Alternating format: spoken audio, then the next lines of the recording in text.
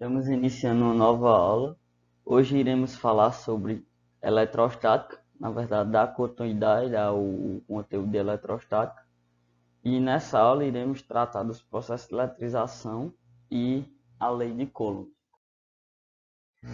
A eletrização, ela é o seguinte: eletrizar um corpo eletricamente neutro é tornar diferente o número de cargas positivas do número de cargas negativas.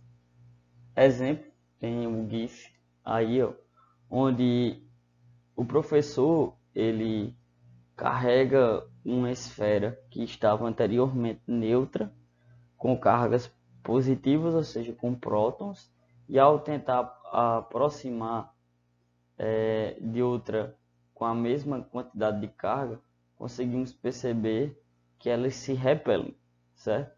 Aí esse é o processo da eletrização. Da mesma forma aconteceria o que?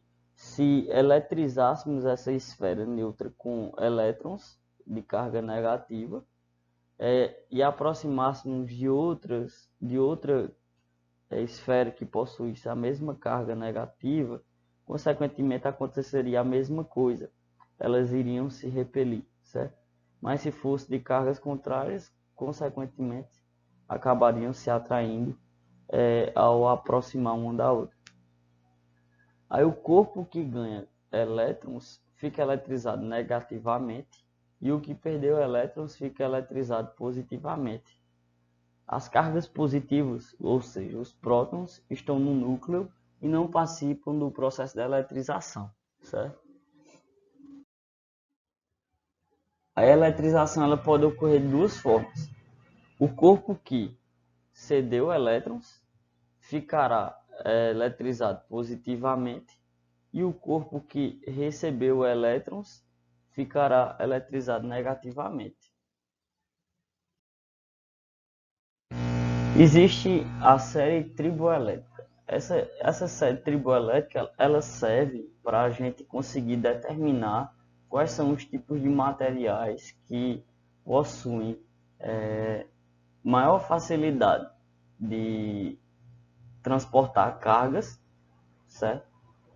E os que possuem menor possibilidade de transportar cargas. Exemplo, temos vidro, mica, lã, seda, até algodão. Eles têm menor possibilidade de transportar cargas com maior rapidez. Para que esses objetos transportem carga, será necessário fazer uma grande quantidade de atrito com lã ou com até mesmo algodão sobre o vidro ou sobre o mica, para que eles consigam ficar eletrizados e, consequentemente, se aproximar a outra carga neutra ou então algum objeto que esteja necessitando de elétrons consiga absorver. Já madeira, enxofre e metais, eles possuem uma maior facilidade de transportar esses elétrons. Aí a gente consegue classificar eles como objetos com uma maior quantidade de elétrons na sua eletrosfera. Aí a gente vai conseguir entender essa parte a partir de condutores elétricos, certo? Onde denominamos um condutor elétrico todo meio material que permite movimentação de cargas elétricas no seu interior. Exemplo, os condutores elétricos mais comuns são metais, que se caracterizam por possuírem grande quantidade de elétrons livres, ou que estão fracamente ligados ao átomo. Aí eu coloquei esse gifzinho aí, de um rapaz topando num fio desencapado. E esse fio, como ele estava ligado na tomada, consequentemente ele sofreu uma descarga elétrica, porque ele não estava com nenhum tipo de isolante, para que evitasse que essa descarga acontecesse. Aí, consequentemente, esse fio é feito de cobre ou então de qualquer outro objeto metal que possui uma facilidade de transportar vários elétrons livres. e ocorreu essa descarga elétrica, onde ele coloca um cabelo arrupiado aí e mudando de cor. Aí temos como exemplo aí de condutores elétricos: ouro, latão, bronze, aço, chumbo, cobre, alumínio, ferro e prata. São excelentes condutores elétricos e bem usuais na produção de fios e dentre outras coisas que necessitam de transporte de cargas elétricas. Os isolantes elétricos, eles servem para quê? Denominamos um isolante elétrico todo meio material que não permita a movimentação de cargas elétricas no seu interior. Ou seja, não existe isolante perfeito. Qualquer substância pode se tornar condutora de eletricidade. Aí, esses isolantes térmicos ou isolantes elétricos, eles servem para evitar que nós, seres humanos, ou até mesmo os animais, sofram descargas elétricas que venham gerar nossas mortes. Temos como exemplo de isolantes elétricos: fita isolante, luva de plástico, canudo, e vários tipos de canos que são utilizados no nosso dia a dia. E tem também canduíte e etc. Que eles servem para isolar essas cargas elétricas que podem ocorrer quando um objeto estiver descascado ou algo do tipo. Aí o processo de eletrização. Temos aí um bate-papo onde o rapaz pergunta: por que quando passamos perto da TV os pelos do braço ficam em pé? Geralmente quando a gente passa, depois que a televisão está ligada por um bom período de tempo, a gente passar, ou então até mesmo com o próprio pelo do braço, ou os nossos cabelos mesmo da cabeça, a gente consegue perceber uma atração, certo? Aí ele tem essa dúvida e pergunta para a moça. Aí a moça responde: por causa da eletrização. Ou seja, a televisão, por conta que está ligada numa tomada, né? Ela tem a tela de vidro e, consequentemente, aquele vidro está eletrizado com vários elétrons livres. Aí, quando a gente se aproxima, vai existir 3 maneiras de eletrizar um corpo, que vai ser por atrito, contato ou indução, certo? Consequentemente, ao aproximar-se da televisão, a gente vai conseguir perceber um atritozinho entre o nosso pelo do braço e a tela. Mas vamos lá, vou explicar aqui os processos de eletrização. A gente pode fazer o processo de eletrização por atrito, e para realizar esse processo de eletrização, devemos observar que os corpos têm substâncias diferentes e estão inicialmente neutros.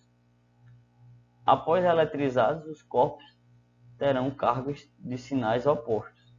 Para saber qual é o positivo ou negativo, basta consultar a sede triboelétrica, que, como eu falei anteriormente, que é vidro, mica, lã, algodão, madeira e entre outros. Aí, como é que vai acontecer esse processo de eletrização por atrito? Exemplo, temos um vidro, um bastão de vidro e um pedaço de lã, certo? Onde, ao esfregar vigorosamente o pedaço de lã no tubo de vidro, tomando cuidado de fazê-lo sempre na mesma região, perceber que, em seguida, ao separarmos os dois e notamos que entre eles vai existir uma força de atração.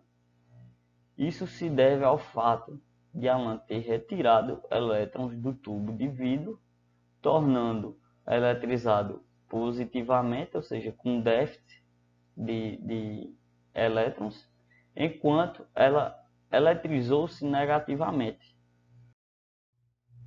Aí esse é o processo de eletrização por atrito, certo? Agora iremos explicar o processo de eletrização por contato. A eficiência da eletrização depende da natureza dos corpos. Se um dos corpos for isolante, a eletrização será local nos corpos metálicos e ela é distribuída uniformemente por todo o corpo. Os corpos adquirem carga de mesmo sinal ou ficam neutros. Exemplo, se a gente conseguir fazer essa eletrização por contato, temos um exemplo básico. Ao sairmos de uma sala que está com o ar-condicionado ligado e irmos até, por exemplo, o banheiro ou então o refeitório, e ao voltarmos para a sala de aula, por conta dessa alteração de temperatura, nosso corpo fica eletrizado e ao aproximar nossa mão da maçaneta de metal, como ela é fácil de conduzir elétrons, possui vários elétrons livres, a gente pode sentir uma determinada descargazinha elétrica, um choque, um beliscão. E a partir daí, a gente conseguiu demonstrar um processo de eletrização por contato, onde ao topar na maçaneta de metal, meu corpo descarregou elétrons ou recebeu elétrons e, consequentemente, os dois corpos entraram em estado neutro, onde não vai possuir mais nenhum tipo de mudança ou de transporte de elétrons livres, certo? Aí a quantidade total de carga ela se conserva antes e depois da eletrização. Aí vai entrar naquela aula anterior que eu falei sobre o processo de conservação de energia. Se o corpo A possui energia de 5 e o corpo B possui uma energia de 5, ao fazermos a soma dos dois, teremos um valor idêntico ao anterior, que é quem? De 10. Aí isso é o princípio de conservação de energia, certo? Se os corpos forem de mesmo tamanho, as cargas serão redistribuídas uniformemente. Caso tenham tamanhos contrários, certo? Serão divididas proporcionalmente ao tamanho de cada uma, onde uma poderá ficar com uma maior quantidade de elétrons do que a outra. Aí, exemplo de eletrização por contato: num metal neutro, o número de elétrons é igual ao número de prótons. Porém, existem elétrons livres que podem se movimentar pelo metal, como vocês podem ver na figura. Ao aproximar algum objeto, certo? E topar nesse metal, quando aproximamos o bastão eletrizado com cargas positivas, os elétrons livres se deslocam, neste caso, atraídos pelo bastão positivo. Consequentemente, o metal vai perder elétrons, certo? Para o bastão, e o metal que inicialmente estava neutro vai ficar com excesso de cargas positivas. E o bastão que anteriormente estava eletrizado positivamente, ao aproximar-se da esfera, também adquire cargas negativas e, consequentemente, ele vai entrar em estado neutro, ficando com alguns elétrons livres. E ao tentar aproximar o bastão que foi carregado do metal, vai existir uma força de repulsão. A eletrização por indução é um fenômeno pelo qual o condutor se eletriza pela simples aproximação de um outro já eletrizado. Como exemplo, o processo de eletrização da televisão aos nossos cabelos dos braços, sem haver contato entre eles. O condutor que está eletrizado é chamado de indutor ou influenciante, e o condutor que se eletrizou é chamado de induzido ou influenciado. O induzido se eletriza com carga de sinal contrário ao indutor. E esse processo de eletrização acontece por conta do campo elétrico que é gerado pelo objeto. Aí explicando aqui, temos a imagem aí. Neste caso, não há contato entre os corpos eletrizados. Basta aproximar o corpo carregado ou o indutor do corpo neutro e será carregado, que podemos chamar de induzido. Ao aproximar o bastão eletrizado, os elétrons livres se deslocam, neste caso, atraídos pelo bastão positivo. A região oposta fica com falta de elétrons e, portanto, com excesso de cargas positivas, provocando uma separação. Ligamos então um induzido por um fio terra, surge um fluxo de elétrons da terra para o induzido para neutralizar as cargas positivas. Esse processo de indução também se encaixa naquela questão de estabilizadores que são colocados para ligar computador. E, por exemplo, quando gerar alguma descarga elétrica próxima à residência, aquela descarga que é gerada dentro das tomadas passa direto para o fio terra, evitando que o material ou o computador absorva aquela descarga elétrica e venha a queimar. Desfazemos a ligação do fio terra e em seguida afastamos o indutor. A esfera então ficará com um excesso de carga negativa. Estas cargas se distribuem de modo a ficarem o máximo possível afastadas umas das outras e concentradas em um só não mais em um só local, mas de forma extensa, certo?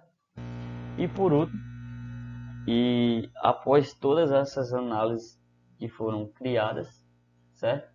Temos a lei que a gente pode considerar como sendo uma lei fundamental para o estudo de eletrostática, que é a lei de Coulomb, onde utilizando uma balança de torção, que é um instrumento utilizado para medir forças muito pequenas, o físico francês Charles Coulomb estabeleceu a expressão matemática que calcula a intensidade da força que age entre corpos eletricamente carregados. Aí temos a imagem aí da balança de torção, certo? E a lei de Coulomb ela explica o seguinte: ele observou que a força é diretamente proporcional ao produto das cargas inversamente ao quadrado da distância que as separa. Ao aproximar cargas com sinais contrários, certo? Positivo e negativo, podemos perceber que vai se gerar dois vetores. Um vetor positivo de força positiva e um vetor de força negativa, gerando então uma força de atração entre essas cargas. Já de cargas contrárias vai gerar vetores contrários um ao outro, gerando uma força de repulsão. E consequentemente, quanto maior a gente aumentar essa distância, menor será a força aplicada. Quanto menor a distância, maior a força aplicada. E conseguimos então formular a seguinte equação. Coulomb, com a balança de torção, conseguiu, ao colocar dois elétrons, certo? Medir um ângulo, e a partir desse ângulo que foi medido, ele conseguiu determinar uma constante eletrostática no vácuo, que é o valor de K, certo? F é igual à força elétrica, Q1 e Q2 são cargas elétricas pontuais, certo? Cada uma pode possuir um determinado valor, depende da questão, e D é a distância que separa essas duas cargas. Lembrando que sempre Q1 e Q2 vão estar dentro de módulo, ou seja, o sinal que vier distinguindo essa carga serve para a gente conseguir analisar qual sentido essa força vai estar direcionada nessa carga. Se vai ser uma força de repulsão, uma força de atração, certo? Ou até mesmo para a gente conseguir distinguir a questão do campo elétrico que pode ser gerado nessa carga, que vamos ver logo em sequência. E observando que se a distância aumenta, a força diminui. Se a distância duplica, a força diminui 4 vezes. Se a distância triplica, a força diminui 9 vezes. Se a distância diminui, a força aumenta. Se a distância for dividida por 4, a força vai aumentar 16 vezes. Se a distância for dividida por 5, a força vai aumentar 25 vezes.